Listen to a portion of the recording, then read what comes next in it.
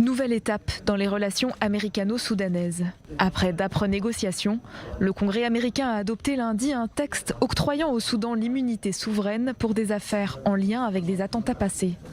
Seule exception, les contentieux toujours en cours concernant les attentats du 11 septembre 2001. La loi a été adoptée dans le cadre d'un vaste texte budgétaire de fin d'année, comprenant notamment un nouveau plan de soutien à l'économie soudanaise, lourdement touchée par la crise du coronavirus.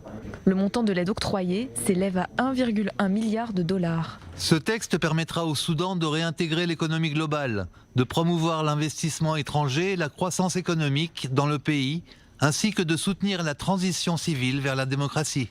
Cette nouvelle avancée intervient seulement quelques jours après que les États-Unis ont officiellement retiré le Soudan de la liste américaine des États soutenant le terrorisme, synonyme de sanctions et d'obstacles aux investissements internationaux.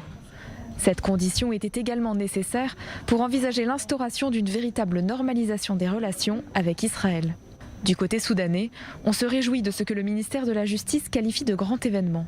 Pour notre pays, cela signifie la fin, une bonne fois pour toutes, des répercussions d'une période sombre de l'histoire de ses relations avec les États-Unis et le monde. Le Soudan est le troisième pays, après les Émirats arabes unis et Bahreïn, à avoir accepté de normaliser ses relations avec Israël par l'entremise des États-Unis en l'espace de 4 mois.